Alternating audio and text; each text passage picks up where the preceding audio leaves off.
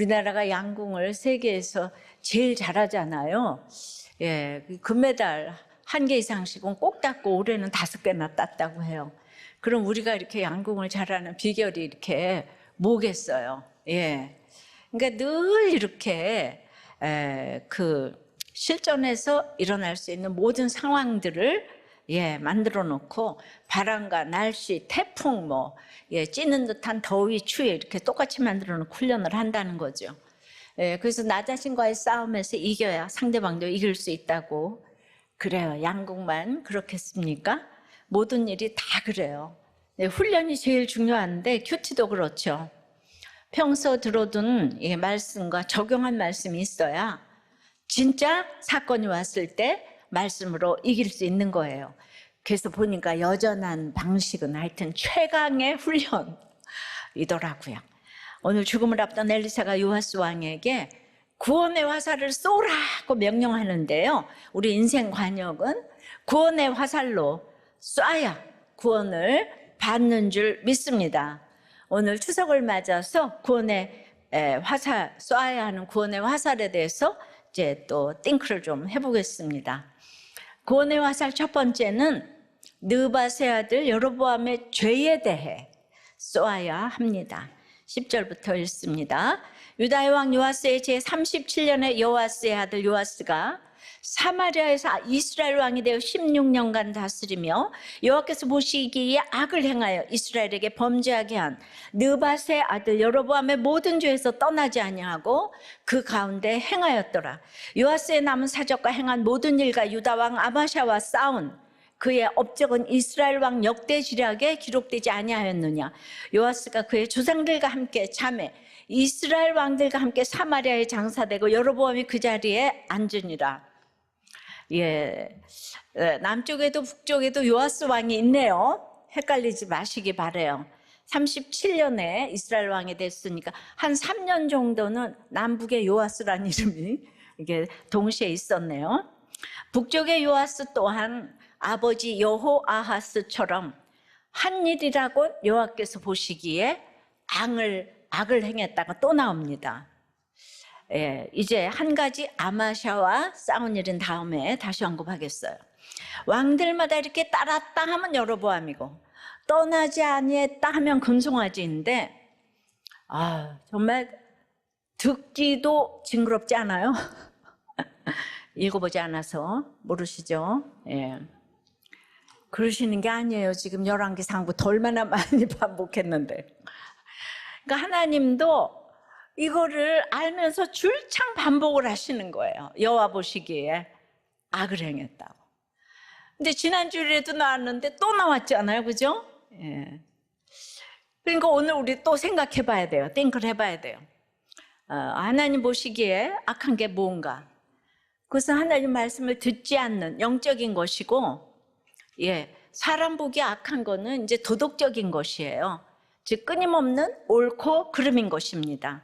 어제 큐티 예레미야 6장 1절 2절에 보면 예루살렘 가운데로부터 피난하라. 아름답고 우아한 시온의 딸을 멸절한다고 하세요. 이게 뭘까요?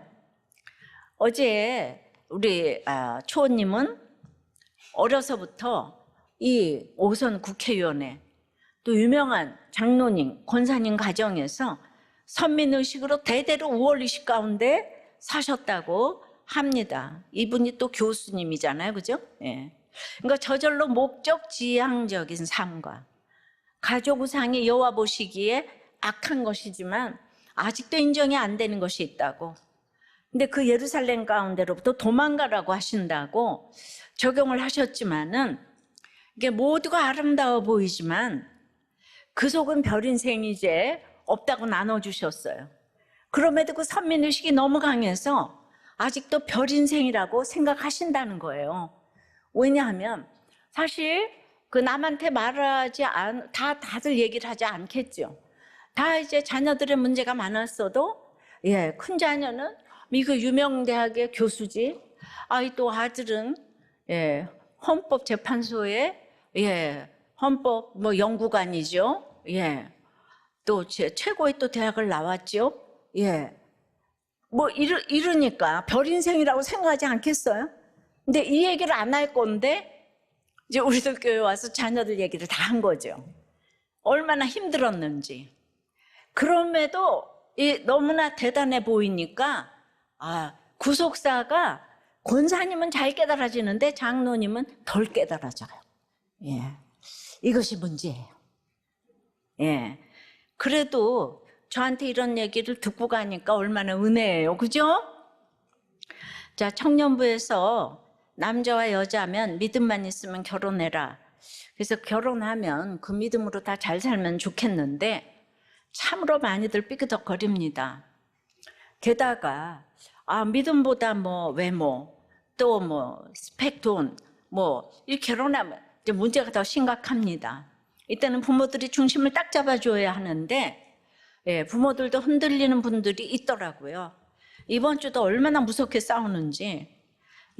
어떤 이번에 전부 청년부 출신 부부들의 나눔을 이 자매가 모두 남편 얘기들만 목장에서 하시는 게 너무 진절이 날 정도로 듣기가 싫고, 우리가 왜 남편 때문에 이렇게 모여서 이래야 하는지 이 자리 지키는 게 힘들고 생각만 해도 구역질이 나고 집에서 실제로 구역질을 했습니다.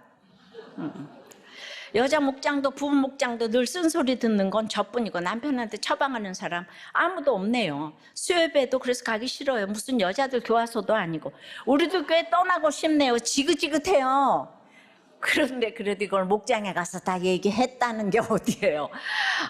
무슨 얘기를 하더라도 목장만 나와서 담임 목사의 욕을 별 얘기를 해도 괜찮으니까 나오기만 바랍니다. 그러니까 이제 목자님이 지난주에 그래도 오늘 주일 말씀 듣고 절대로 이혼하지 말라, 정말 티끌같이 된다 이러고 이제 했는데, 그래도 오늘 주일 말씀 듣고 기운 차리고 정신도 차렸지요? 물어보니까 전혀요 이렇게 대답을 하더라고요. 가지도 않았어요. 우리 집사님 믿음의 어머니를 생각하시고 집사님도 믿음의 어머니로 이어지도록 기도합니다. 그랬더니 제가 힘들어도 제가 죽고 싶은 건 아니고요. 그냥 죽여버리고 싶기만 하네요. 좋아요. 이런 얘기도 목장에만 나와요. 또 다른 부부는 둘 다 약도 먹고 치료도 받고 있는데, 이 신랑이 땡크 양육도 시작을 했는데 이제 이 집도 싸움이 일어난 거예요.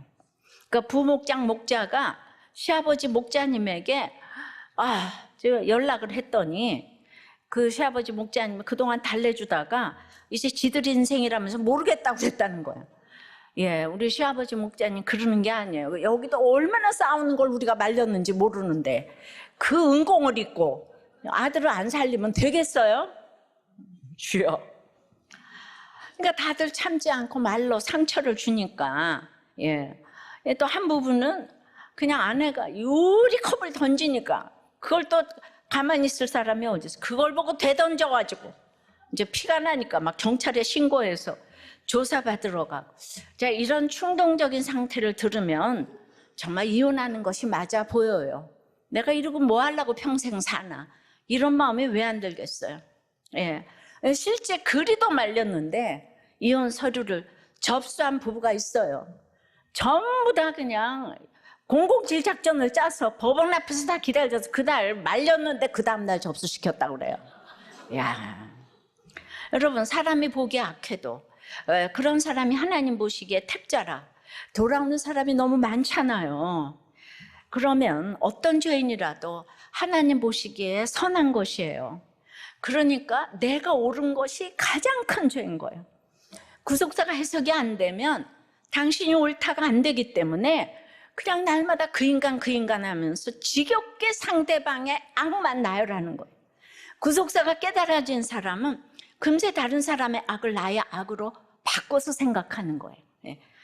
그러니까 그 언어가 고난 가운데 부드러운 언어가 나오게 되는데, 이 쉬운 것이 안 돼가지고요, 이혼 타령, 자살 타령을 합니다. 발상의 전환이 되면 얼마나 좋을까요? 근데 구원이라는 건 하나님의 영역이랬어.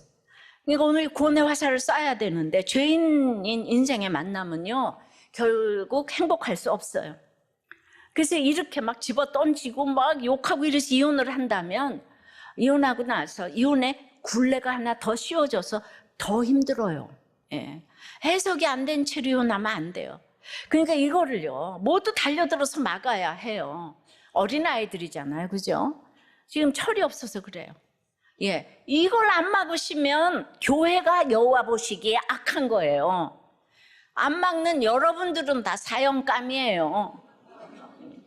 교회가 회개를 해야 되는 거예요. 결혼의 목적을 거룩에 두어야 행복이 오는 거예요. 근데 행복에 두니까 맨날 네가 틀렸다, 불행한 거예요. 그러니까 목장이 무시가 되면 결혼 생활도 하기가 어려워요. 목장과 가정은 똑같기 때문이에요. 이상한 사람 많이 있어요, 목장에. 그거를 다 품고 가는 것이 목장, 가정 똑같은 거죠. 남아공의 그 유명한 대통령이고 노벨상 수상자 넬슨 만델라는요, 그 기가 막힌 27년의 감옥 생활을 견디고도 석방 후에 이혼을 했네요. 이분이 3번 결혼을 했는데 첫 번째 결혼은 굉장히 이렇게 이제 가정적인 부인이 정치를 말렸어요. 그래서 이혼을 했어요. 두 번째는 그 정치적 동지로 같이 수감이 되었고, 그 두 번째 부인은 27년간이나 옥바라지를 하고 38년을 살았는데 석방되고 나니까 옥에 있을 때 부인이 외도를 한번 했다는 거예요. 아니, 그럴 수도 있지 않아요? 예, 그렇다고 이혼을 했어요. 예, 말이 돼요? 예. 세 번째는 그러고도 조금 있다가 80살의 모잠비크 대통령 미만인과 3번째 결혼을 했어요. 세상 사람은 물론 다 이유가 있다고 그래요. 근데 이것이 옳고 그름이에요. 근데 민주투사들은 아프리카는 지키는데 가정은 지키지를 못하네요. 예. 정치는 적어도 추앙하는 동지들 때문에 내가 옳은 거예요. 근데 결혼은 말도 안 되는 배우자를 옳다 그래야 되니까. 다른 데서는 나를 이렇게 올려주는데 이 배우지도 못하고 이런 사람이 나한테 막 컵을 집어 던지는데 내가 살겠어요? 여기서는 영웅인데. 예. 그러니까 감옥 생활보다 더 힘든 것이 결혼 생활 지키는 것이 맞습니다. 그런데 그 유명한 만델라도 이혼을 했으니까 우리 같은 사람 이혼은 당연한 것이다의 모델이 된다면 앞으로 남고 뒤로 미치는 거예요. 저는 만델라는 조강지처를 설득하면서 기다렸어야 돼요. 그 정치가 하나님 뜻이라면 반드시 하게 하셨을 거예요. 그런데 중요한 거, 급한 거, 이 순서를 모르는 거예요. 그러니까 결혼은 아프리카 감옥보다 어렵고 재혼은 아프리카 선교보다 어렵습니다. 우리들 교회가 이 어려운 결혼을 잘 지켜내니까 지금 한 사람 한 사람이 모두 선교사가 되어서 우리 선교 훈련을 받아본 적도 없는데 지금 강에서 바다로 나가는 걸 보셨죠? 보셨죠? 언약의 최고봉은 결혼이에요. 이 언약은 지켜야 되는 거예요. 이 언약을 깨고 약속을 깨고 어디 가서 무슨 복을 받으려고 그렇습니까? 그러십니까? 화성에서 온 여자, 금성에서 온 남자의 저자 존 그레이도 이혼을 하고 나서 그 책을 썼다고 그래요. 결혼을 지킨다는 것이 너무 어려워요. 여호와 보시기에 선한 것은 나를 닮아라 그랬잖아요. 뭐예요 그건? 내가 형편 없지요. 그 형편 없음에도 하나님이 나를 사용해 주셨기 때문에 주님의 택자라면 무조건 나를 닮아라가 돼야 되는 거예요. 근데 지난주 한초원의 나눔을 보니까 나를 얼마나 닮기 원하냐 질문을 던졌더니 전부 49%, 80%, 60%, 99%, 79%, 50%, 10%, 51%, 60%, 30%. 100%는 두 분밖에 없더라고요. 이것이 그냥 세속사로, 행위로, 아주 전자동으로 생각하는 나눔이에요. 구원의 확신이 없다는 거예요, 지금. 근데 이게 목자들의 나눔이라고요. 그러니까 왠지 나를 닮아라 하기가 미안해. 그러니까 여러분들이 행위로 자꾸 생각해서 그래. 겉으로 드러나는 악이 없는 분들도 계시겠지만 우리가 속은 예외 없이 아담과 하와의 후손이잖아요. 겉이 멀쩡하면 더 화려한 금송아지를 섬기고 아름답고 우아한 묘한 시온의 딸처럼 살 가능성이 오히려 많아요. 그러니까 최악은 자기 자신이 금송아지가 되는 것이에요. 자기가 우상인 거죠. 사탄처럼 스스로 하나님이 되려는 거예요. 그러니까 겉으로 엉망이든 멀쩡하든 별 인생이 없는 거예요. 누구든 금송아지 한 마리 이상씩 다 짊어지고 삽니다. 그러니까 우리는 난 절대로 아빠처럼 엄마처럼 살지 않을 거야. 다 그러지만 어느 순간 그렇게 아빠 엄마의 모습 그대로 살고 있는 거예요. 깜짝 놀라지만 다 늦었어요. 벗어나려야 돼. 벗어날 수 없는 굴레를 다 쓰고 살아요.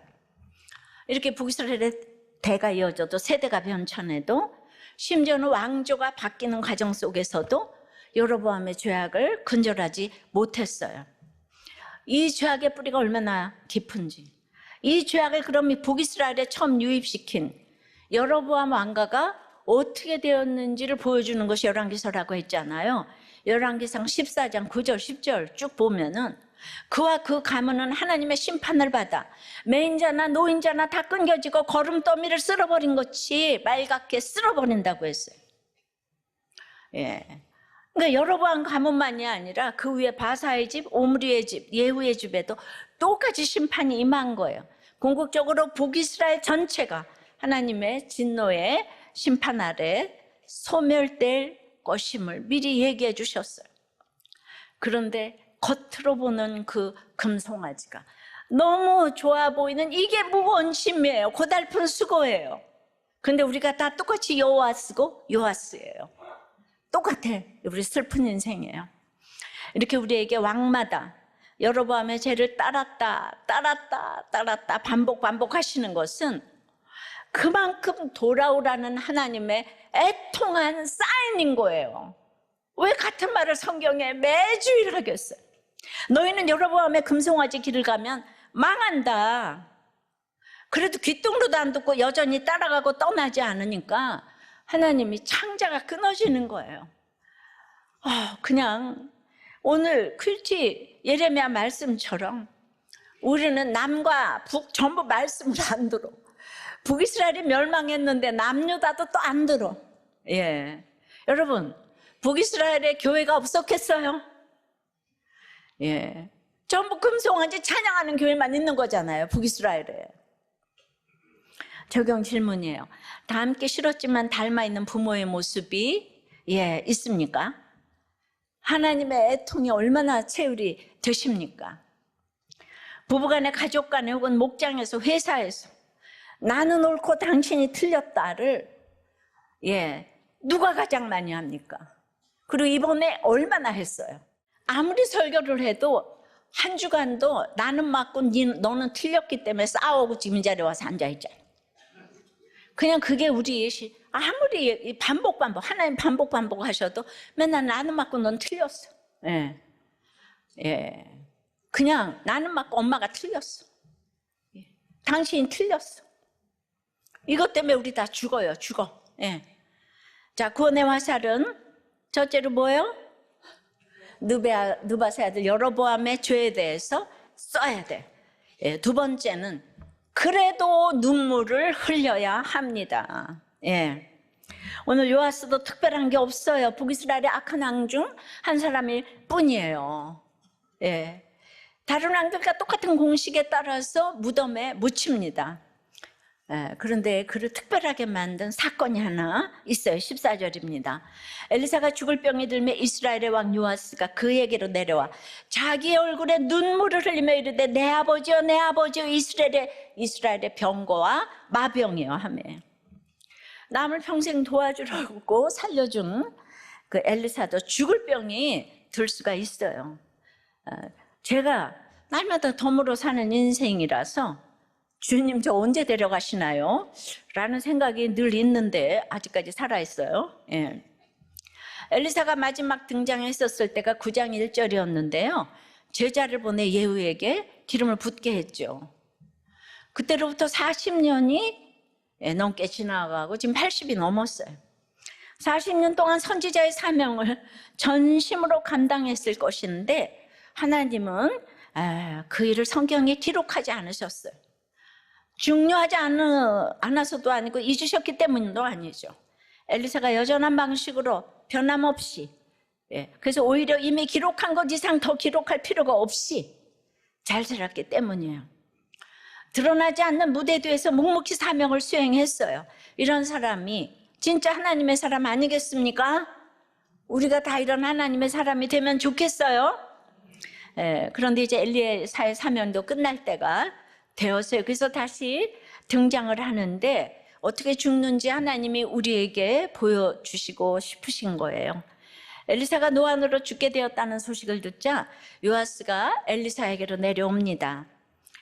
내려왔다는 거는 거기가 저지대인 것도 있지만 영적으로는 높은 자리에서 낮은 자리로 내려왔다, 이런 뜻이 있죠. 요아스는요, 엘리사가 베푸는 구원의 덕을 톡톡히 지금 보고 살아왔어요. 그런데 그 말씀에는 전혀 귀를 기울이지 않았어요. 그러니까 죄 가운데 행하면서 죄에서 돌이켜 떠나는 것은 단지 죄를 그치는 게 아니에요. 우리가 어떻게 죄를 그칠 수가 있겠어요? 죄를 그치는 거 말고 말씀의 구조 안으로 들어와야 되는데요, 죄와 중독보다 말씀과 공동체가 더 좋아져야 죄와 중독이 끊어지는 것이죠. 요아스나 전부 말씀에는 관심도 두지 않으니까 죄 가운데 전자동으로 행하는 거예요. 바로 이게 높은 자리입니다. 내가 하고 싶은 대로 하는 자리예요. 우리가 하고 싶은 대로 하는 건 죄 말고 또 뭐가 있겠습니까? 하나님과 상관없이 우리 원대로 하는 거는요, 죄뿐이에요. 내가 하나님 되는 자리지요. 높은 자리, 교만의 자리예요. 그러니까 예후의 손자 요아스는 태어나서 그때까지 한 번도 이 자리에서 내려온 적이 없었어요. 그런데 이런 요아스가 하나님의 사람 엘리사가 있는 자리로 내려옵니다. 그 자리는 드러나지 않는 자리고 잊혀진 듯한 자리고 섬김을 받는 자리가 아니고 섬기는 자리고 칭찬과 부러움보다는 비난과 무시를 받는 자리로 이제 내려오는 거예요. 그러니까 여러분들 무시를 안 받아본 사람은 인생을 이제 논할 수가 없어요. 행복의 자리가 아닌 거룩의 자리로 내려옵니다. 그리고 그 얼굴에 눈물을 흘립니다. 아주 기름과 향품으로 덮여있던 그 얼굴에 지금 눈물이 흘러내렸어요. 그리고 엘리사를 내 아버지요 이스라엘의 병거와 마병이요. 이거 누가 한 말이죠? 엘리야가 갈 때 엘리사가 한 말이에요. 그러니까 요아스가 눈물을 흘리며 엘리사의 죽음을 슬퍼했다는 것은 결국 주인공들이 왕들이 아니고 하나님의 사람 엘리사였다는 걸 보이는 거예요. 이 이스라엘을 구해 줄 것은 엘리사라고 고백을 한 것이죠. 근데 물론 속은 달라요. 엘리사는 진정한 사랑과 존경을 담아서 엘리야를 불렀어요. 요아스에게는 그런 마음이 없어요. 지금 왜 부르겠어요? 지금 그렇게 높은 데 있다가 지금 이스라엘 상태는 아람에 의해서 멸절돼가지고 마병 50명, 병거 10대, 보병 10,000명밖에 없는 아주 초라한 이 상황이었잖아요. 그러니까 자기 상황을 보니까 눈물밖에 날 것이 없고 요아스는 엘리사를 말 그대로 그냥 병거와 마병 있죠. 그러니까 최강의 무기쯤으로 생각한 거예요. 근데 이제 무기가 없어지게 되었으니까 그 안타까움에서 이제 미래에 대한 걱정 때문에 엘리사가 있는 자리에 잠시 내려왔고 잠시 눈물을 흘리는 거예요. 이스라엘의 병거와 마병은 똑같은 말이지만은 엘리사와 요아스에게는 아주 다르게 쓰였습니다. 그러니까 요아스는 지금 이제 1절 2절에 여호와 보시기에 악을 행하고 있다 그랬잖아. 그러면서도 여호와 앞에서 지금 이제 악어의 눈물을 지금 흘리고 있는 것과 같지요. 예를 들어볼게요. 아버지가 생겨서 가서 이제 아버지가 이제 죽게 생겨서 가서 눈물을 흘리는데 속마음은 아버지 왜 나 돈 안 주고 여기다 사인 좀 하고 돌아가셔. 이게 요아스의 눈물이에요. 남편이 죽어서 슬픈 것도 이제 내가 어떻게 먹고 살라고 죽어요, 이겁니다. 구원받아서 기쁜 것이 뭔지 몰라요. 예수도 없고 믿음도 없는 사람들은 우는 이유를 몰라요. 믿음 없는 사람들은 해석을 못하기 때문에 다 자기 슬픔 때문에 울어요. 왜냐? 인간은 100% 죄인이기 때문이에요. 죄인은 자기밖에 몰라요. 인간에 대해서 너무 알아서 인간미가 없어지려고 합니까? 예, 그러나 이 인간론을 알고 사건이 오면 승리할 수 있는 힘이 생기는 거예요. 사람은 믿음의 대상이 아니라고 그랬잖아요. 그런데 말이죠. 이렇게라도 요아스가 하나님의 사람이 있는 자리로 내려오니까 고뇌 화살을 쏠 수 있게 되었잖아요. 그럼 우리는 속으로는 하나도 안 그런데 겉으로만 내려오는 척하고 눈물을 흘리는 척하니까 나는 그런 거 안 믿어, 이러면 안 된다는 거예요. 우리 안에 선한 게 어디 있어요? 우리가 100% 죄인이고 죄의 공장인데 말이에요. 우리가 위선 아닌 게 어디 있어요? 그러니까 이렇게 저 사람이 위선을 나는 안 믿어 하는 이게 사람이 보기 악한 거예요. 예, 그러나 두려움과 걱정, 슬픔과 놀람이 생기는 사건이 올 때 거기에 반응해서 낮아진다면 소망이 있는 거예요. 그렇게 해서라도 눈물을 흘리게 된다면 가능성이 있는 거예요. 이스라엘에는 이런 왕도 지금까지 없었기 때문에 하나님은 황공할 지경이에요. 누가 회개한다는데 저 사람 말은 콩으로 메주를 쓴다고 해도 안 믿어, 그러시면 안 되는 거예요. 한 왕도 예외 없이 여로보암의 죄를 떠나지 않았기 때문에 주님은 애통절통하시는 거예요. 그러므로 속는다 해도 믿어야 할 때가 있어요. 물론 이제 늘 분별해야 하겠지만요. 그러므로요, 중요한 것은요, 두렵고 걱정스럽고 슬프고 놀란다고 밑도 끝도 없는 절망의 자리로 내려가면 안 된다는 거예요. 우울의 자리, 죽음의 자리로 마냥 내려가면 안 되는 거예요. 그냥 남편이 한번 욕했다고, 뭐 한번 때렸다고, 부인이 한번 뭐 욕을 했다고 그렇게 우울의 절망의 자리로 내려가면 안 되는 거예요. 예. 그래서 우리는 요아스가 엘리사에게로 내려간 것처럼 이제 말씀으로 인도해줄 엘리사 같은 믿음의 지체가 필수고요. 예, 그래서 거기 내려가도록 그 고난이라는 사건도 그래서 필요하고요.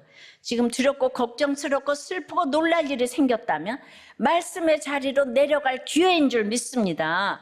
지금 옆에서 이리로 내려오라고 외치고 설득하는 가족이나 지체가 있다면 하나님이 보내신 사람이에요. 이 힘든 고난 가운데서 방황하지 마시고 말씀의 자리로 내려와 마음껏 눈물을 흘리시기를 바랍니다. 그러면 구원의 화살을 쏘게 될 줄 믿습니다. 추석에 명절에 찾아가서 말이 안 되면 그냥 울고 와요. 예. 그 눈물은 힘이 있어요. 악어의 눈물도 힘이 있어요. 예. 자, 그러니까 이런 분들을 위해서 우리도 교회 목자들은 참 대단한 것 같아요. 대구의 한 목자님의 나눔인데 이분은 아내는 갑상선암 지금 수술을 했대요. 그리고 이제 목자님은 난청이 점점 악화되고 있어서 육적 회복을 위한 기도가 절실한데, 예, 그 성도님 맨날 나눔을 쭉 했어요. 그 초파일에, 예, 차가 굴러 떨어져서 3-4명을 치웠잖아요. 근데 그게, 예, 그 신문에 보기에, 그 신문에 났는데, 그 시동을 이분은 걸었다고 생각했는데 안 걸었다는 거예요. 예. 그러면은 그게 브레이크가 안 잡힌다는 거예요. 근데 이분은 급발진이라고 생각을 했는데, 그러니까 이제 너무 일이 커졌어요. 근데 이것 때문에 교회 오셨잖아요. 그러니까 거기서 다 합의해 줄 의사가 없다고 하니까 지금 어찌할 바를 몰라서 목장에서 중보 기도를 하고 있습니다. 기도해 주시기를 바라요. 예, 또 한 식구는 치매를 앓고 있는 그 할아버지 성도님께서 분별하지 못하고 치매를 앓고 있는데 또 신천지 구역장 여성분에게 휩쓸려서 교회와 목장에도 빠진 사실이 있기 때문에 긴장을 늦출 수 없는 기도와 손발이 가야 하는 적용이 지금 우선이 되고 있습니다. 아유, 좀 이렇게 사랑이 있으면 좋겠어요. 또 한 분의 마음의 병이 쉽사리 나아지지 않고 약 처방도 거부하며 적용이 잘 안 되고 있기 때문에 이번 양육교사를 통해서 영육간에 회복으로 거듭날 수 있기를 바라며 기도하고 있어요. 그중에 반가운 일은 부목자님과 알코올 중독으로 늘 병원 생활만 하고 있던 집사님이 퇴원해서 지난주에는 예배를 참석했는데 세차장에서 광택 기술을 배우며 일하고 있는 이 두 분에게 하나님께서 불쌍히 여기시고 찾고 소망하던 태원과 일을 하게 된 은혜에 감사하다고 목장 기도로 함께하고 있습니다. 예, 이 세 번째 나눔 질문에 뭐라고 대답했냐면은 본인도 많은 투자와 보증과 명의 대여로 소 잃고 멸절당한 뒤에야 지금 외양간을 고쳐가는 중이지만 지금은 금송아지도 아니고 순금 송아지를 때려준다고 해도 싫어요. 절대로 금송아지 찾으러 다니지 않겠습니다. 문자적으로 이렇게 말한 분은 처음이에요. 네. 왜냐하면 목장 공동체를 섬겨야 하는 사명이 남겨져 저를 인도해 가고 있기 때문이죠. 그리고 이제 또 힘겹게 일자리를 찾게 된 우리 부목자님 또 김 집사님에게 성령의 각오로 잘 이겨낼 수 있도록 모든 나눔이 목원들 나눔. 그리고 기도 제목은 목장에서 늘 눈물 없이 나눔을 하지 못하시는 그 초파일 성도님의 사건 합의가 원만히 이루어지도록 또 이 치매를 앓고 계신 성도님께서 이 치매 가운데 지난죄를 자복하게 하시고 말씀이 들리는 은혜를 주시도록 또 세 번째는 기초양육자 내 이름을 좀 불러야 되겠어요. 기초양육자 박종영 이금희 손대영 성도님과 양육교사 또 이제 문강토 최윤관 집사님 그리고 예목 오늘 받고 있는 이지은 집사님에게 성령의 제자 양육으로 인도해 주시도록 할렐루야. 여러분 이런 목자님이 되시기를 바라요. 순금 송아지 때려줘도 싫대잖아요. 그리고 이제 자기 지금의 일자리를 주신 은혜에 너무 감사하며 더 이상은 금송아지 찾으러 다니지 않겠다. 이런 분에게는 금송아지가 또 나타날 수도 있어요. 적용 질문이에요. 지금 뭐 때문에 눈물을 흘립니까? 구원 때문입니까? 불안과 두려움과 가난 때문입니까? 즉 하나님 때문입니까? 나 때문입니까? 말씀의 자리에 내려와 있나요? 말씀보다 중요한 게 있는 높은 자리에 있나요? 구원의 화살은 첫째로 뭐라고 그랬죠? 느밧의 아들 여로보암의 죄에 대해 쏘아야 해요. 두 번째는 그래도 눈물을 흘려야 돼. 세 번째는 온전히 순종해야 온전히 승리합니다. 15절에서부터 읽습니다. 엘리사가 그에게 이르되 활과 화살들을 가져오소서 하는지라 활과 화살들을 그에게 가져오매 또 이스라엘 왕에게 이르되 왕의 손으로 활을 잡으소서 하매 그가 손으로 잡으니 엘리사가 자기 손을 왕의 손 위에 얹고 이르되 동쪽 창을 여소서 하매 곧 열매 엘리사가 이르되 쏘소서 하는지라 곧 쏘매 엘리사가 이르되 이는 여호와를 위한 구원의 화살 곧 아람에 대한 구원의 화살이니 왕이 아람 사람을 멸절하도록 아벡에서 치리이다. 이제 믿음이 아니라 기복적인 걱정으로 엘리사에게 내려와 눈물을 흘린 요아스지만 엘리사는 그에게도 말씀을 전해줍니다. 내 형제가 아람처럼 안 믿고 교만하고 나를 늘 쳐도 나는 끝까지 당해야 하고 하나님께 맡겨야 해요. 아람이 먼저 쳐들어왔기 때문에 활과 화살들을 가져오라고 잡으라고 방법을 지금 가르쳐 줬어요. 영문 모를 일이었지만 내가 해야 될 전쟁을 하고 있으면 하나님이 가르쳐 주십니다.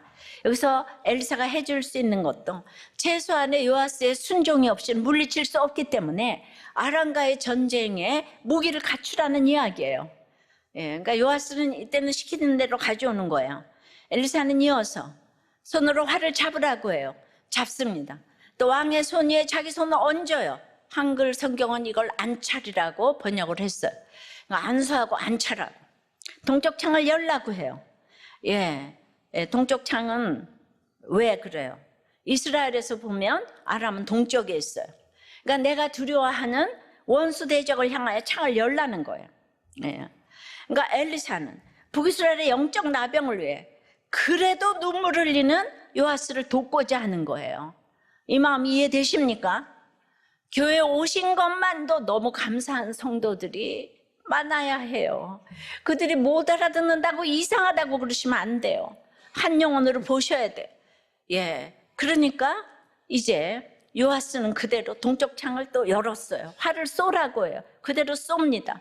활과 화살을 가져와서 활을 쏘는 일을 만일 의도를 가지고 한다면 10초도 안 걸릴 일이잖아요.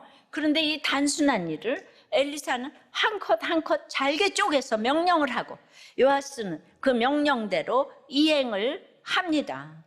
그러니까 이렇게 하나하나 인도함 받고 해야 돼요. 그래서 엘리사가 그 의미를 알려줘요. 이는 여호와를 위한 구원의 화살, 곧 아람에 대한 구원의 화살이니, 여기서 여호와를 위한이라는 말은 여호와께서 주셨다는 뜻이에요. 하나님이 주신 구원의 화살이라는 거예요. 이스라엘을 위한 화살이 아니고 여호와를 위한, 여호와의 영광을 위한 화살이라는 거예요. 예, 그러니까 하나님을 위해 싸우면 그것이 믿음이 되어서 끝없이 하나님 힘을 주시는 거예요. 그래서 부르심이 먼저 온 거예요. 그런데 나를 위해 싸운다면 한계점이 오면 금세 무너져요. 사건 하나가 오고 누가 말 한마디 하면 금세 무너져. 여호와를 위해서 전쟁을 해야 되는데 여러분의 행복을 위해서 전쟁을 했기 때문에 말 한마디, 사건 하나, 실직 하나에 이혼 타령을 지금 하고 있는 거죠. 그러니까 이제 저를 보니까 하나님을 신앙하고 하나님 때문에 전쟁을 하니까 하나님이 저에게 끝없이 힘을 주시는 걸 여러분들이 보시잖아요. 그죠? 하나님을 위한 전쟁을 해야 되는 거예요. 하나님의 영광을 위한 전쟁을 해야 되죠. 끝없이 나나나나나 좀 고만하시고, 아무 믿음 없는 요아스인데 기복적인 걱정이 고난이 돼요. 말씀의 자리에 내려와 울기만 했더니 지금 구원의 화살을 얻습니다. 우리가 지금 잘 읽기만 해도 깨달아지는 게 있잖아요. 어떤 전쟁을 하더라도 큐티를 할 때 한 단계 한 단계 이렇게 인도를 받으라는 거예요. 물어보고 질문하고, 남편과 아내와 자식과의 전쟁, 회사의 전쟁도 그래요. 취하라면 취하고 화를 잡으라면 잡고. 이제 중간에 내가 힘들까 봐 엘리사가 왕의 손에 한번 안찰해 주잖아요. 그러니까 이거 우리 목장 모임에 가서 안찰 한 번씩 받고 서로 이제 기도하고. 근데 이렇게 예수 믿는 믿음이 생겨 구원을 약속받은 다음에는요, 적용해야 될 게 있어요. 18절 19절에요. 또 이르되 화살들을 집으소서. 곧 집으매 엘리사가 또 이스라엘 왕에게 이르되 땅을 치소서 하는지라. 이에 3번 치고 다 같이 그친지라. 누가 그치라고 그랬어요? 그쳤어요. 그러니까 하나님의 사람이 노하여 이르되 왕이 6번을 칠 것이니이다. 그리하였다면 왕이 아람을 진멸하기까지 쳤으리이다. 그런즉 이제는 왕이 아람을 3번만 치리이다 하니라. 엘리사가 이번에는 화살을 쏘라가 아니고 집으라 그랬어요. 요아스는 집었어요. 그런데 이상한 명령을 해요. 화살로 땅을 치라고 그래요. 요아스가 쳤어요. 근데 여기서 하나 추가되죠. 그냥 친 게 아니고 3번을 치고 그쳤다는 거예요. 엘리사는 3번 치라고 하지 않았어요. 그치라고도 하지 않았어요. 근데 요아스가 지 맘대로 3번 치고 그쳤어요. 그러니까 엘리사가 노하는 거예요. 아니 5번을 치지 왜 3번만 치고 그쳤냐? 그러니까 너 아람을 3번만 이기고 이제 진멸하지는 못한다.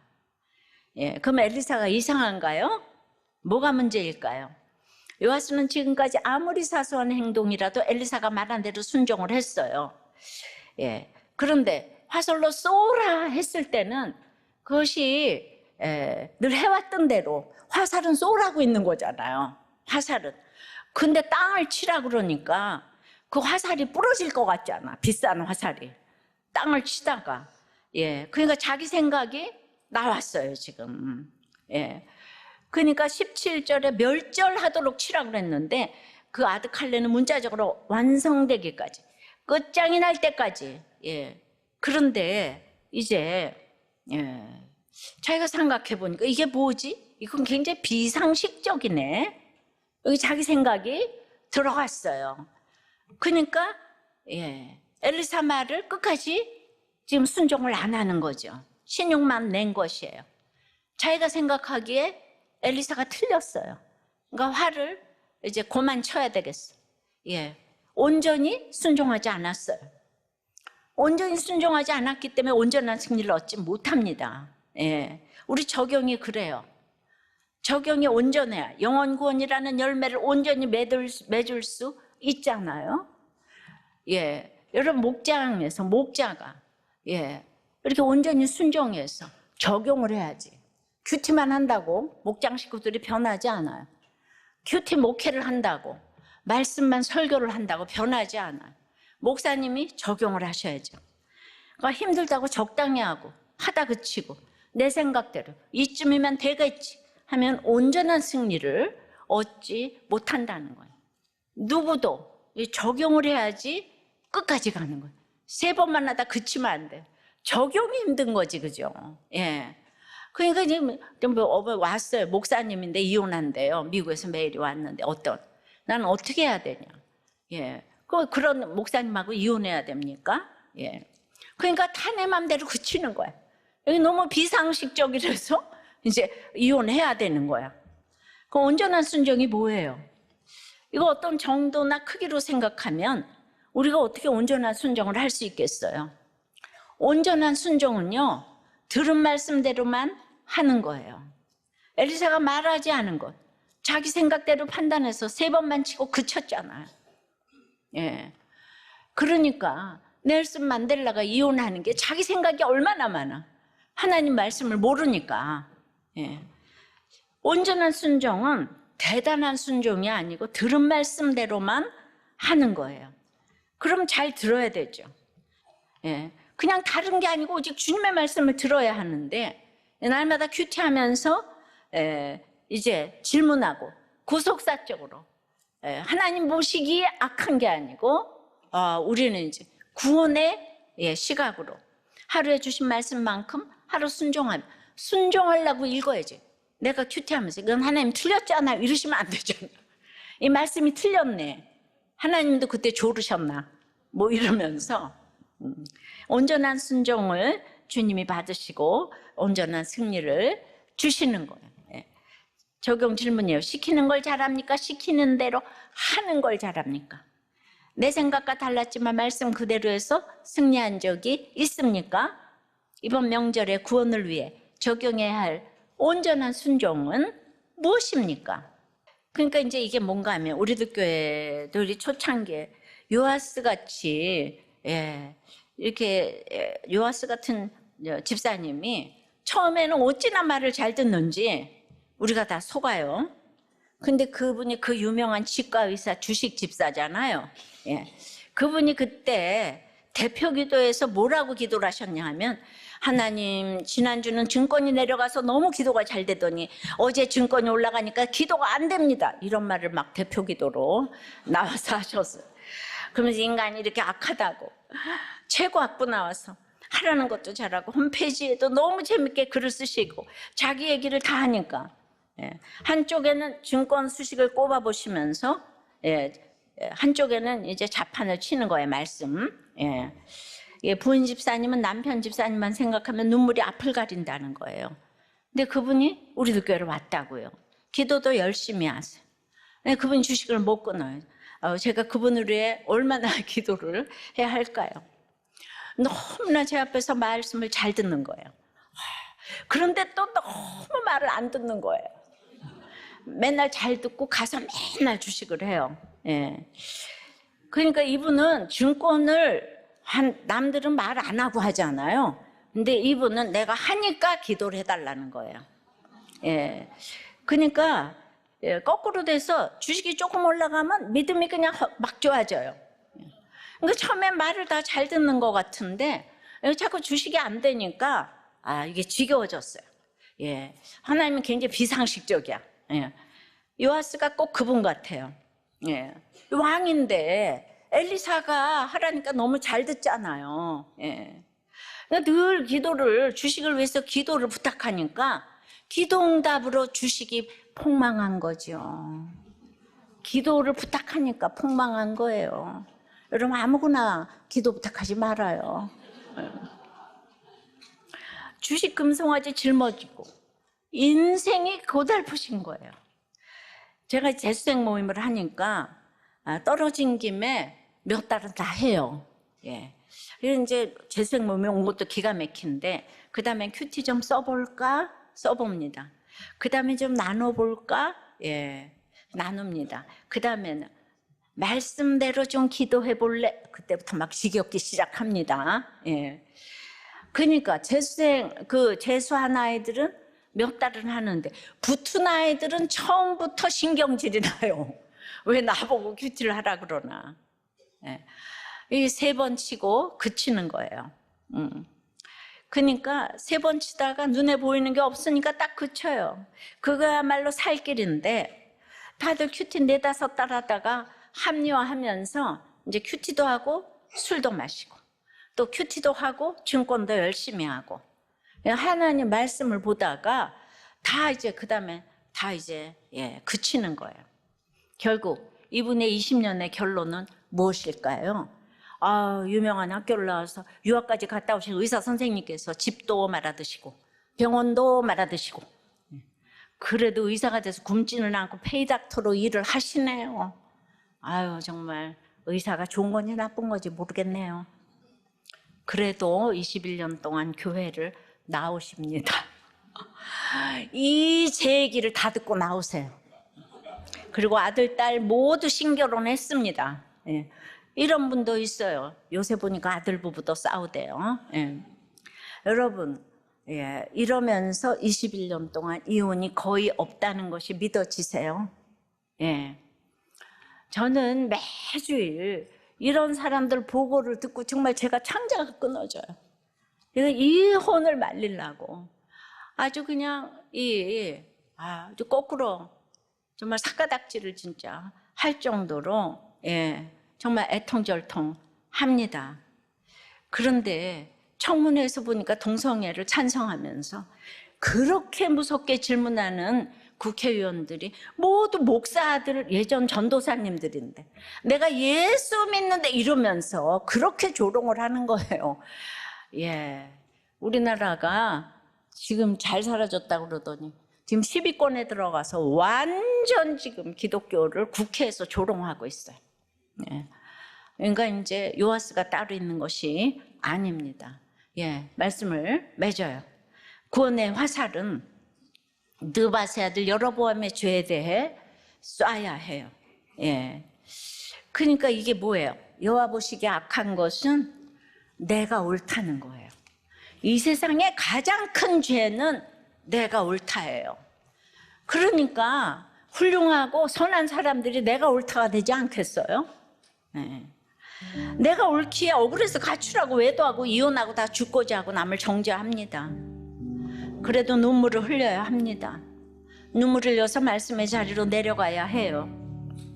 온전히 순종해야 온전히 승리하는데 내가 보기에 다 비상식적이라고 이렇게 생각해서 결혼도 그치고 큐티도 그치고 회사도 그치고 그러시면 여러분들 온전히 승리하지 못하세요. 이 고속사가 들리는 내 영이 살아야 당신이 옳다가 되는 줄 믿습니다.